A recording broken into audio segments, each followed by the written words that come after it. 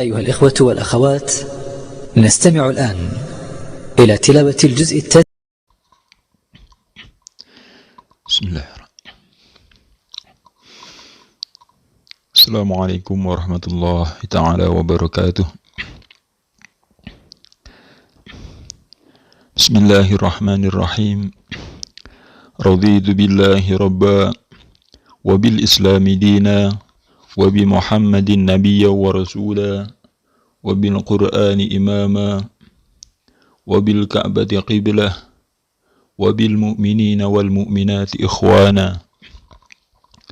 على ذلك نحيا وعلى ذلك نموت وعلى ذلك نبعث إن شاء الله من الآمنين الذين لا خوف عليهم ولا هم يحزنون.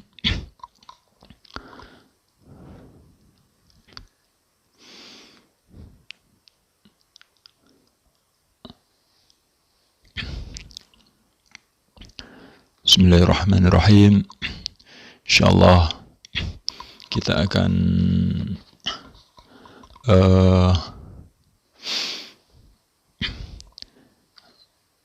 belajar dengan kitabnya Al-Imam An-Nawawi rahmatullahi alaih, yang insyaallah banyak barokahnya, yang mana kitab ini kitab yang begitu kecil tapi manfaatnya sangat luar biasa. Ini kitab Al-Imam An-Nawawi, pengarangnya, penyusunnya, yang beliau beri nama yaitu kitab Al-Arba'in An-Nawawi. Al-Arba'in ini nama kitabnya karena di dalamnya berjumlah 40-an. Bukan 40 tapi 40-an. Kalau dikata dalam bahasa Melayu 40-an, maka jumlahnya di situ 40 lebih. Ada kalanya 41, 42 atau 43 atau sampai ke sebelum 50. Maka di sini ini namanya Al-Arba'in. Arba'in itu sungguhnya 40, akan tetapi di dalamnya ternyata ada 42 hadis. Maka Al-Arba'in di sini dimaknai 40-an hadis An-Nawawi yang dikarang oleh Al-Imam An-Nawawi rahmatullahi alaih. Oke, insyaallah. Jadi kitab ini miliknya Al-Imam An-Nawawi rahmatullahi alaih, yang beliau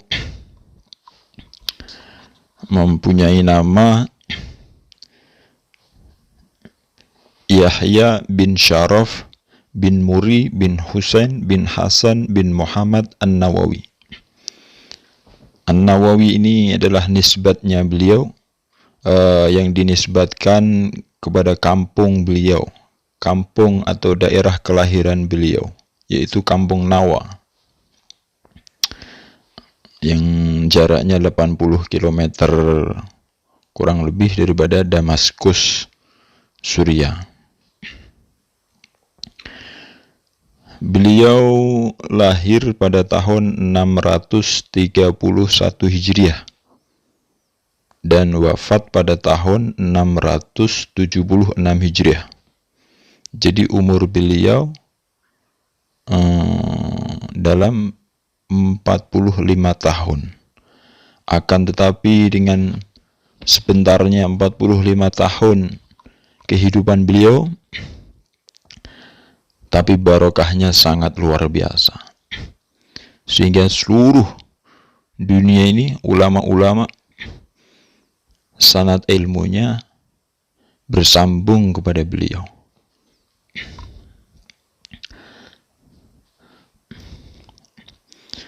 Jadi termasuk riwayat kehidupan beliau di dalam keberkahan perjalanannya.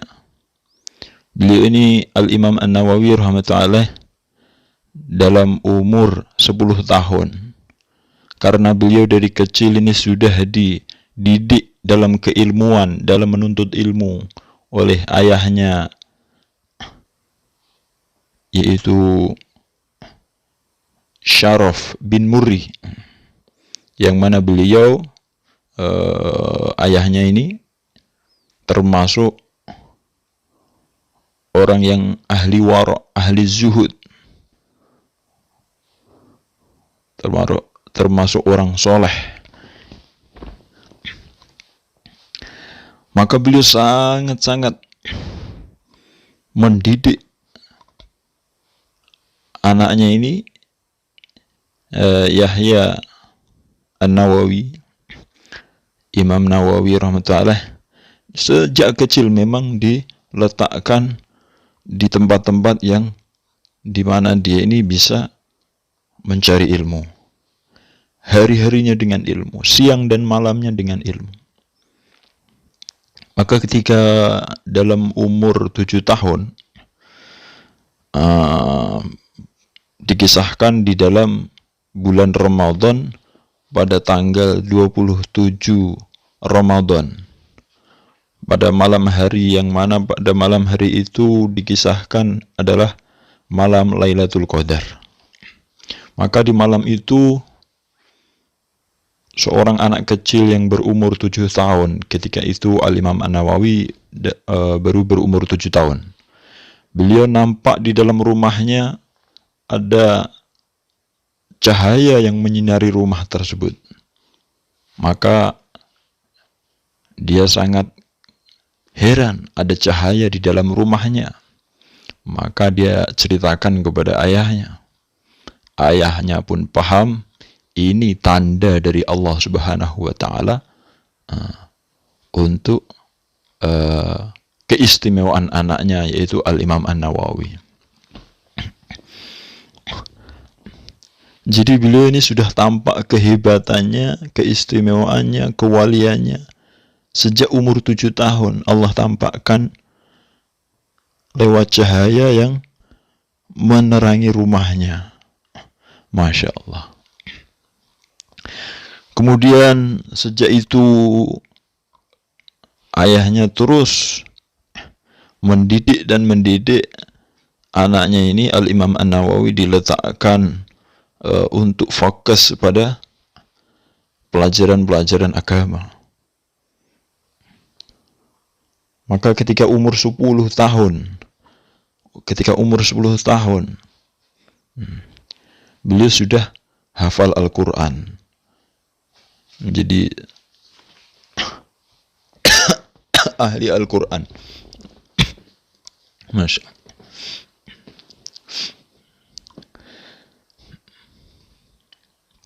10 tahun sudah menguasai Al-Quran. Dan ketika menginjak usianya dalam 18 tahun, atau dalam kisah lain 19 tahun, beliau dipindahkan oleh ayahnya di tempat yang lain, yaitu di Damaskus. Dipindahkan di sana, bertemu dengan gurunya Al-Imam Abdurrahman Al-Fazari, untuk belajar ilmu-ilmu yang lain,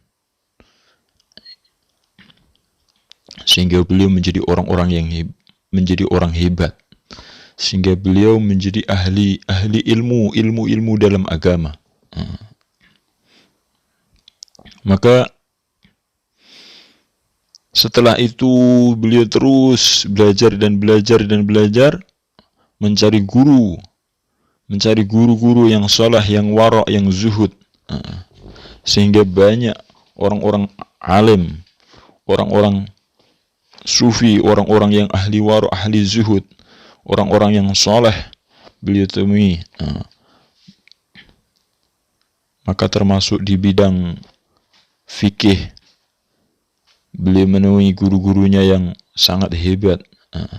termasuknya Ishaq bin Ahmad bin Utsman Al-Maghribi Al-Maqdis yang wafat pada tahun 650 Hijriah. Kemudian Al-Imam Abdurrahman bin Nuh bin Muhammad Al-Maqdisi yang wafat pada tahun 654 Hijriah. Kemudian juga Al-Imam Umar bin Bandar bin Umar At-Taflisi Asy-Syafi'i yang wafat pada tahun 672 Hijriah. Dan juga yang tadi Al-Imam Abdurrahman bin Ibrahim bin Diya Al-Fazari yang lebih dikenal dengan Al-Farkah, wafat pada tahun 690 Hijriah. Dan banyak lagi ulama-ulama, imam-imam besar yang beliau datangi, termasuk di dalam ilmu hadisnya. Beliau berguru dengan Al-Imam Abdurrahman bin Salim bin Yahya Al-Ambari yang wafat pada tahun 661 Hijriah. Kemudian Al-Imam Abdul Aziz bin Muhammad bin Abdul Muhsin Al-Ansori yang wafat pada tahun 662 Hijriah. Kemudian Al-Imam Khalid bin Yusuf An-Nablusi yang wafat pada tahun 663 Hijriah. Dan banyak lagi guru-guru besar yang beliau datangi, termasuk di dalam ilmu bahasa Arab, ilmu nahwu, ilmu lughah, yaitu Syekh Ahmad bin Salim Al-Misri yang wafat pada tahun 664 Hijriah. Kemudian Al-Imam Al-Iz Al-Maliki, salah seorang ulama bahasa, ulama lughat dari madhab Imam Malik. Dan masih banyak lagi imam-imam besar, ulama-ulama saleh yang beliau datangi untuk berguru, untuk mencari ilmu, sehingga beliau menjadi ahli ilmu yang sangat barokah dan manfaat di seluruh dunia.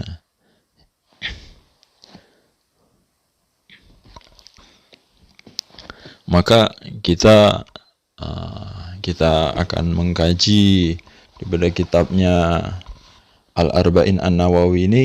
Walaupun kitab ini kecil, harganya pun tak mahal, akan tetapi kalau kita ini belajar dengan sungguh-sungguh, insya Allah dengan harapan kita mendapatkan keberkahan beliau, Allah berikan keberkahan kita, sebagaimana Allah berikan keberkatan kepada beliau, Allah beri manfaatan sebagaimana Allah beri kemanfaatan kepada beliau. Dengan syarat kita banyak doa, sungguh-sungguh buat Fatihah kepada beliau, insyaallah. Oke.